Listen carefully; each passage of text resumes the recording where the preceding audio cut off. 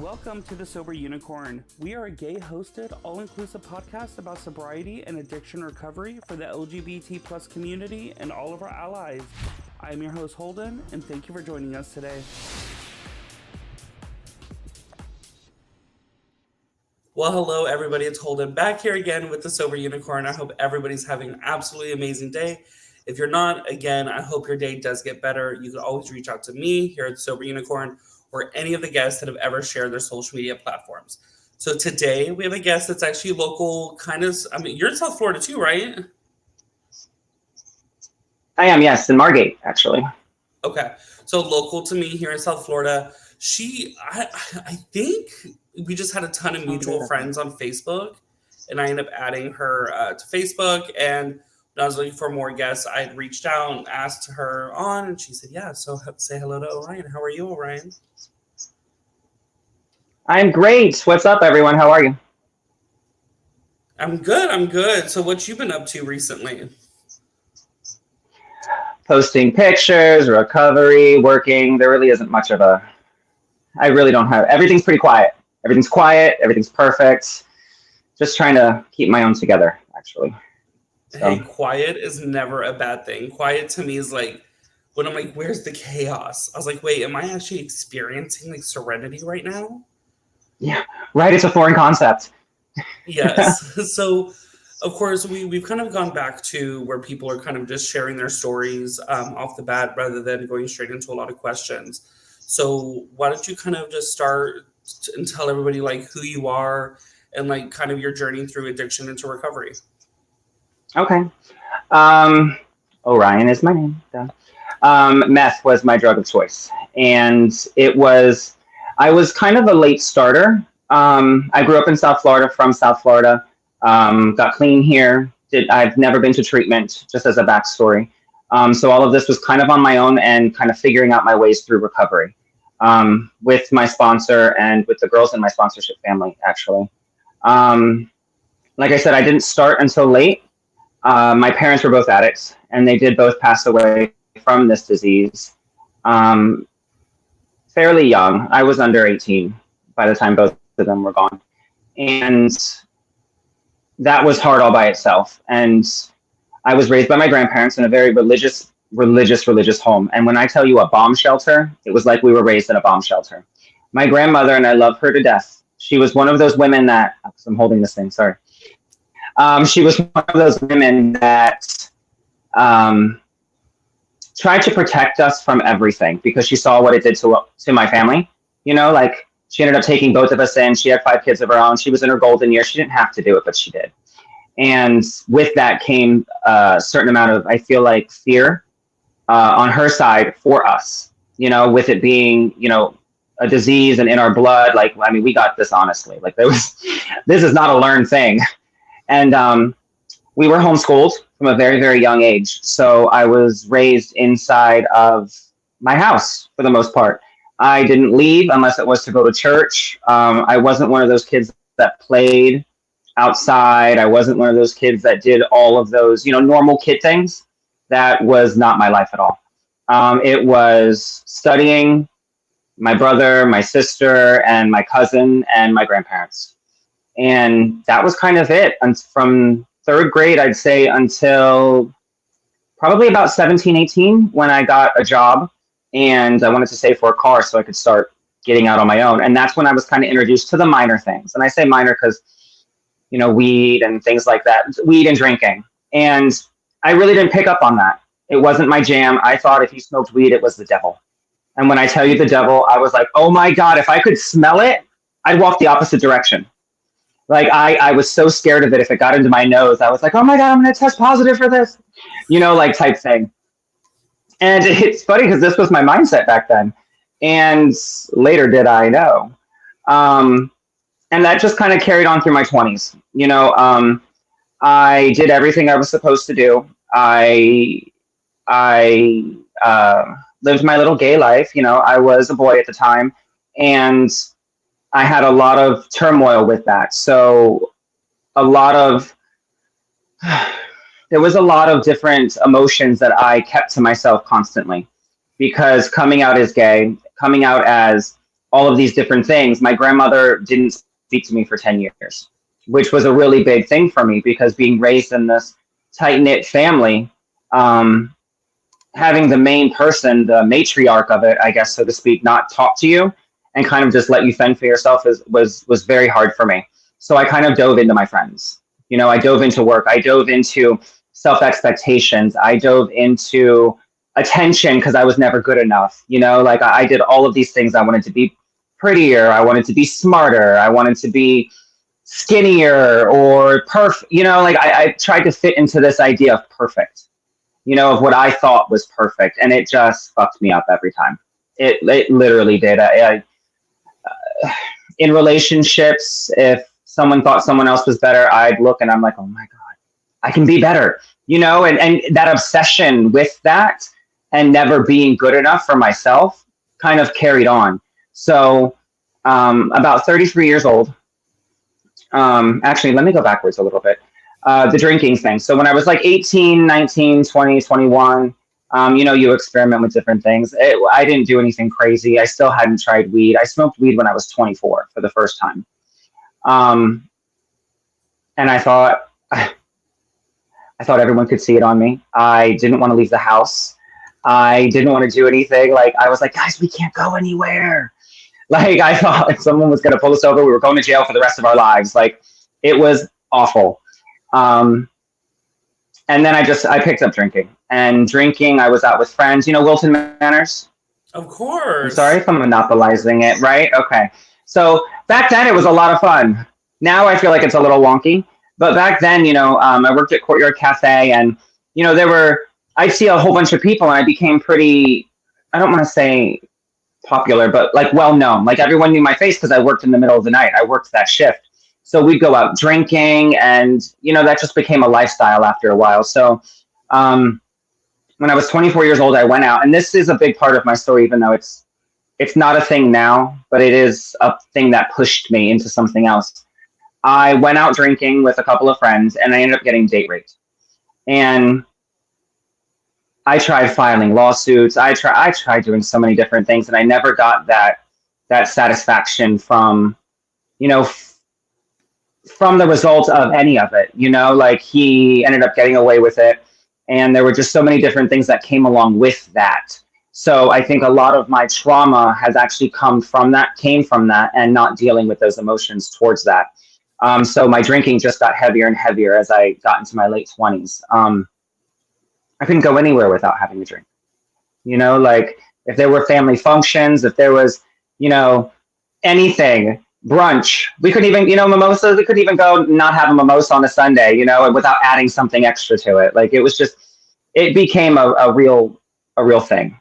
But still, I wasn't an addict. I didn't have a problem. So I thought, about 33 years old, I tried meth for the first time.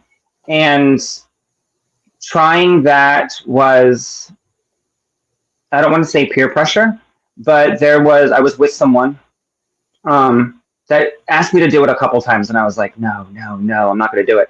Well, as soon as I did try it, of course, it just took off, and it was light for a little while. It wasn't anything crazy. I still worked. I was able to keep my apartment and all of that stuff. But, as your disease progresses and your addiction goes, so does everything else. One takes off and the other goes down. And I ended up losing a lot of friends. I ended up compromising my morals, my standards, doing things that were out of my personality that I wouldn't ordinarily do, and I was okay with that. That's the sad part, is that I was super okay with doing all of those things because I kind of had, people behind me backing me, the drug dealers, the other, like other people that were using as well, which at the time made me feel good. I thought meth opened up my eyes to a lot of stuff, and it lowered my inhibitions so that I could do these things that I thought that I was prudish to. It opened me up to sexual experiences that I thought made me another person, that guys would want me more, that I thought I was boring. Like there was a lot of my addiction is surrounded by confirmation or affirmation of myself and sex and men and not feeling good enough. Like that really is, mine personally is about attention, and that's what I was always seeking because I never got that. My whole youth, I had to hide. My whole teenage years, I had to hide. Um, when I realized that I was transgender, I had to hide that, and I decided I wasn't going to do it until my grandmother, and this is going to sound terrible. I wasn't going to do it until my grandmother passed away. I didn't want to put her through that. You know what I mean? I didn't want her to experience that because in my 30s, we did start speaking again, and I didn't want to put that on her because I just got her back, and then all of a sudden I'm throwing addiction on top of it. So I didn't want that exile from her, I guess is really what it is. And all of that combined was 7 years of using and just watching my life go down, not wanting to take care of my shit is really what it was, like just hiding and hiding and hiding and not admitting that I was an addict, not taking responsibility for the choices that I made, not doing what I needed to do to be a better person, to take care of my emotions, to handle a whole bunch of stuff. And that lasted 7 years, from 33 until about 39, 40, I used. And the last 2 years was intravenous. And the stuff that I lost in that whole process was epic. Like my family that had just started talking to me again, stopped talking to me again. Like when they say that your disease does progress. I mean, I remember thinking that I was better than other addicts. Like I'm not doing it that way. I have an apartment. I have a job, and all of a sudden it all goes. And now you're just like everyone, and I was that bougie addict, that snobby addict. And I would like to think that I'm not like that now. Like I'm working my steps diligently with my sponsor. A lot of stuff has changed. And it's funny, I say recovery is for everyone. Like I truly, truly feel you don't need to be an addict to do recovery. These steps will help you in any situation.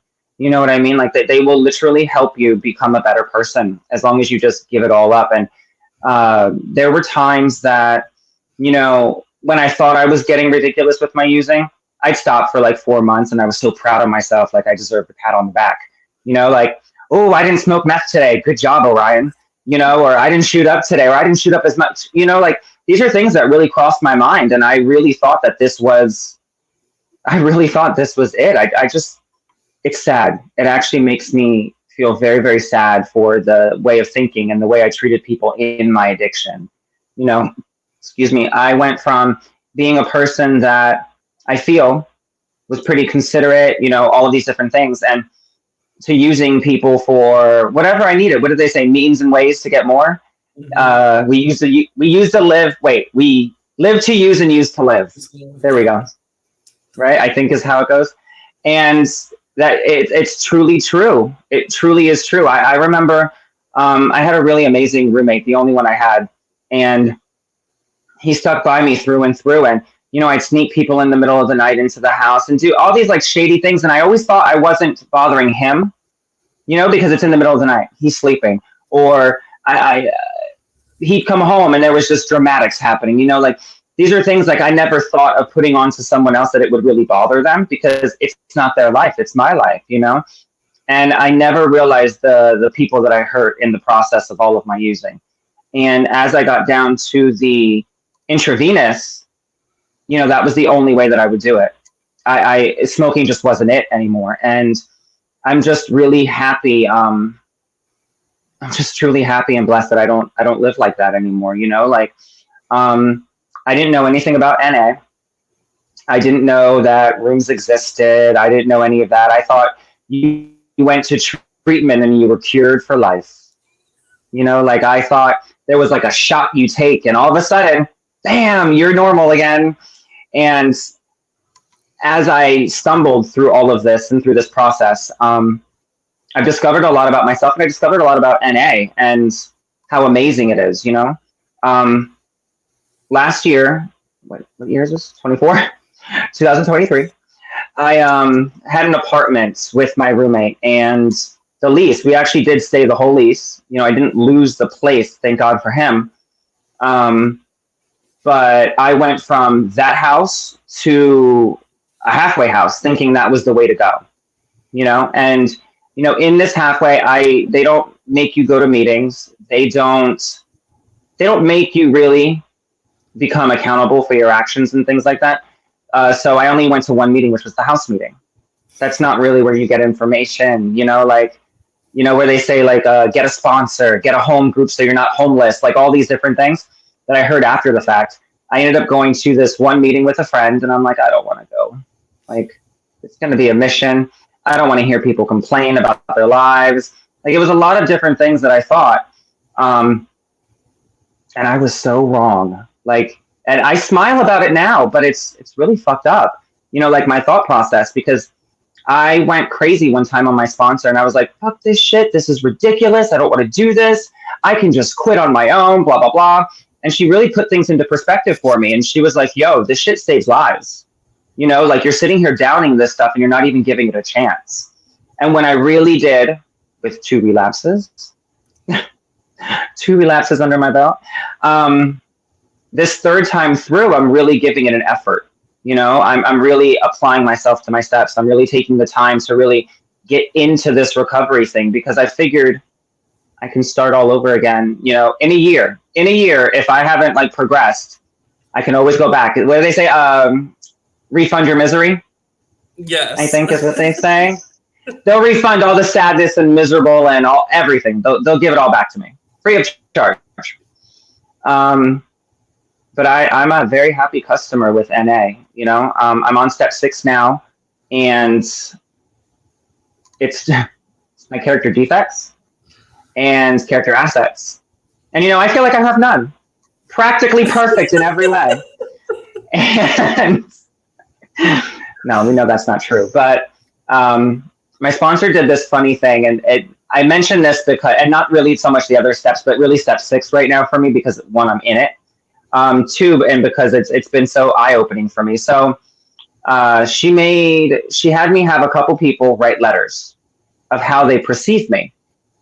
And they have to write a letter with your character defects and assets.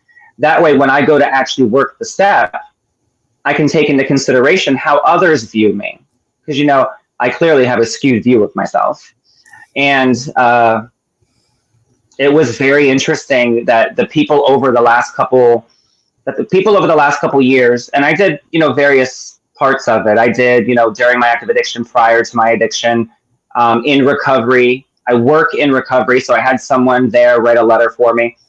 A couple of the defects are pretty across the board. So it's interesting to see, but I think that's all I got, right? Like for my actual story, unless there's No, you're fine. I did cliff notes, sorry. So step 6 is actually a doozy. I just got done with step 6. Now I'm in step 7. And my sponsor had me do like note cards with defects on one side, the assets, the defects on the other. Every morning I had to pick up a defect. And then that night I had to write on how it presented itself that day. And it's like, here I was like, selfishness. Bitch, I'm not selfish. Like, right? And then that day I'm like, oh yeah, no, I am pretty selfish. You're listening to The Sober Unicorn. We'll be right back after this short break. Are you somebody that doesn't drink but still wants to enjoy a nice glass of wine or even a beer? Go visit alcoholfree.com. They have a wide selection of alcohol-free 0.0% beverages from spirits, wine, and even beer. So if you're somebody that still wants to have a cocktail but doesn't want any alcohol in their cocktail, go visit alcoholfree.com. Now let's get back to our episode. But I kind of want to like rewind. So I find, well, number one, we're going to say Wilton Manor gays are a different breed of gay. Like, facts, 100%, hands down. That is like their identity. And I mean, I live in Wilton Manors, but like right on the cusp of Wilton Manors in Oakland Park. So I mean, I'm not like on the strip, but yeah, I mean, the Wilton gays that are like on the strip every night, that is like their whole persona. Is there a Wilton? Like, oh, I'm in Wilton Manors. Oh, I live in Wilton Manors. Like everything that they do is inside. Like it's a thing. It's a bubble. It's like The Simpsons where they have that huge dome. and like nobody Mm-hmm. can get out of the dome. That's the Wilton man. Anyways, let's not talk that much shit. Okay. It's true though. So you talked about not being good enough. So I know, like, mine and your story on that is very similar because I have found when it comes to gays and meth, whether it was lack of love from a father, first experiences being a baby gay, or like being kicked out of the church, it all stems down to them not feeling good enough. And Mm-hmm. meth allowed that escape and like allow them to just forget about it. And then the thing is, of course, when you're a dope head and you have dope, everybody's like, "Oh, hey, girl," or if you're buying it from the drug dealer, Everyone's your best that friend. that drug dealer is definitely your best friend when he's getting money from you. Mm-hmm. So like, what work did you have to do to kind of rediscover your worth and realize that you are good enough? I had to take a step back and really evaluate my relationships and friendships with people and how I built them. For so long, as you know, like for so long in that atmosphere, that using atmosphere, that meth atmosphere, it was very transactional. Like everything was very transactional. It was, what can you do for me if we can get these drugs, like type thing.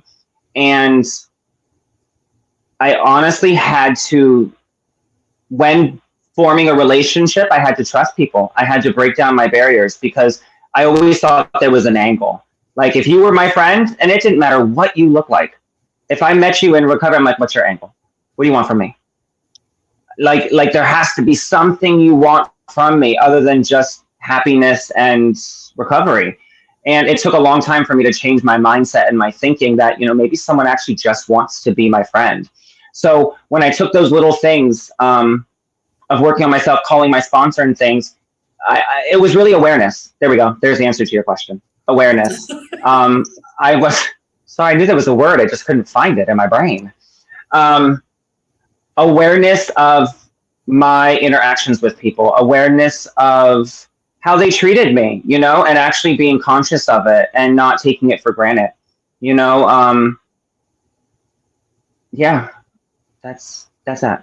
There you go. And you talked about not really discussing with your grandmother or living your truth as a trans individual until your grandmother's passing. Unfortunately, did she unfortunately pass? No, she didn't, which is great. It's great. That was a little perky. Sorry. She didn't, and I really, wow, and this is recorded. That is awful. Edit! I'm sorry, go ahead with your question. Sorry. Now that she's not passed, are you happy that she was able to see you as your true identity, or are you happy you didn't wait till she passed? Yes and no. That actually has a lot of mixed feelings. There were times, just to kind of go back to show that it went like through my life, there was, when I was about 5 or 6, they had to actually sit me down and explain to me, Orion, you're a boy. Like this was an actual conversation that I remember because I would go play with the girls. I thought I was one of the girls for the longest time. And as I grew up into my teenage years, my grandmother, she taught me how to shave. Like this was a woman that has been pretty active in my life and was very, I know there's something there. She's been pretty active in my life. And because she's an older woman, she was raised in the 40s and 50s, there are very solid lines in the ground on male, female, and different roles. And so in recovery, and this is what's been really beneficial to me, it's also been accepting myself for what I am, and not hiding behind a mask, hiding behind a facade. That's also helped me get through things. And when I finally decided that I was going to come out as transgender, which many people thought I already was on hormones and in transition, it wasn't a surprise to other people. You know what I mean? And it was seeing how they accepted it. It did help me accept it for myself also, but I didn't need that, And I was on hormones for probably a good 5 months. No, I'm kidding. I was on hormones for about 3 months before I even told her. Because, she's 85 years old now, and I was honestly going to hide it, but until I could possibly like not hide it anymore. And I've avoided going to the house. I've avoided all of these things with her. And I wrote her an email, and they did have different views of how I felt. I attached pictures so she could see like what I look like now. And she did what I thought she was going to do. And she did, for lack of a better word, disown me. And that whole side of the family now doesn't speak to me. That was as of a month ago.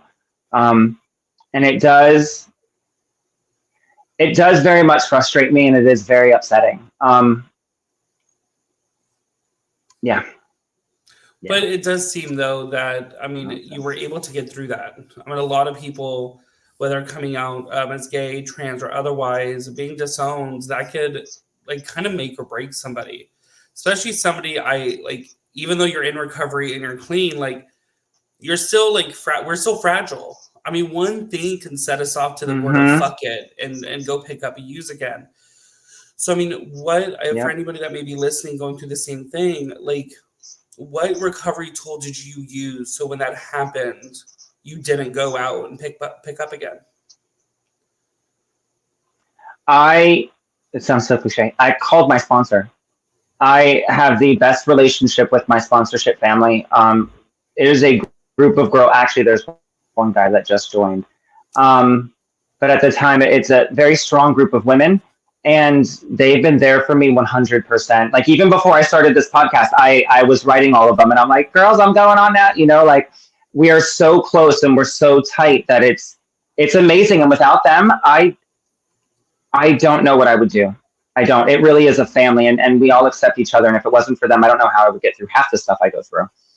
Because most of it's in my head, And, of course, it's just... I rely. Unfortunate that you were disowned by that side of the family, but my perception on that, it's better to live who you are and be disowned than continue to lie to everybody around you just to be accepted by somebody, because you are who you are. And like RuPaul says, I always quote RuPaul on this podcast for some reason, but let's we choose our family being gay, and I mean we even further choose our family being in recovery. So the thing is, if he can't accept us for who we are as individuals, you know what? Fuck them. Like, I don't speak with my father or even his side of the family at all either. So, coming kind of forward, fast forward a bit. You stated at the beginning that you did not seek out recovery, rehab. Nope. So you were an intravenous meth user. Like, how the hell did you go from shooting up to not shooting up? Minute by minute, second by second at times. I called my sponsor. Honestly, I called my sponsor because I just stopped one day. I didn't want to do it anymore. I didn't want to put myself through it. And to be really honest, this is going to sound so vain, but I had these little holes like this big, or bumps, I'm sorry, because I kept missing, and I had to wear sweaters. And I was like, the fuck is wrong with me? What am I doing? There's something wrong with you. And I would just put on these sweaters, and I'm like waiting for this dot to go down. And it must have lasted, I'd say, 7 months. Like, it was ridiculous. And that really did help me stop, because I detoxed myself for about 3 months. I just did nominal things. So going from shooting up to not doing anything was a shock. And I did the sweats. I mean, I did the whole thing. I did the whole detox in my apartment, and it was hard. It was very, very hard. I try to... Coming down off of meth sucks. Like, yes, technically there's not a detox protocol for meth like there is for alcohol and opiates, but the thing is, like, coming down off that shit still is absolutely horrible. Like, especially for intravenous use. Yeah. I also did not seek recovery and was meth and then no meth. And I was coming off of a relapse when I moved here to Florida. But culture shock. Yeah, I was just over it. I was done. I didn't come down here for rehab. I was just like, you can't keep doing this anymore. Because my eyes, I might be a big girl and not everybody's into big people, but like I got a gorgeous face. So like I noticed Look at you. I noticed that my face started sinking, my eyes would get hella dark, and I would look at myself in the mirror and be like, Mhm. you gotta stop. Like, you can't do this anymore. So what would Yep. you tell somebody that either is sober curious, fighting with their own either gender expression or sexual identity, and suffering from addiction? What would you tell them? That you're worth more. You know, like you're worth more. You're better than this. Just give yourself a shot. Give it a whirl. Go to a meeting or two. Take advantage. You know that you can always go back. You know when you seem to pick up right where you dropped off. So giving it a shot. God forbid you have a better life. God forbid you're happier. God forbid you don't have to worry about anything on the planet. You know, like why would you ever want to give yourself good things? You know, just give it a shot. It's a pretty amazing life. It is. So that's all I got for them. Awesome. Was there anything that you would like to share with everybody that you haven't done so already? No, that's it. I just want to thank you for having me on. I really do appreciate it. Thank you for listening to our episode. If you want to be notified about every new episode release, hit that subscribe button. Make sure to check out our website at thesoberunicornpodcast.com. Don't forget, everybody, don't be normal, be a unicorn, but better yet, be a sober unicorn.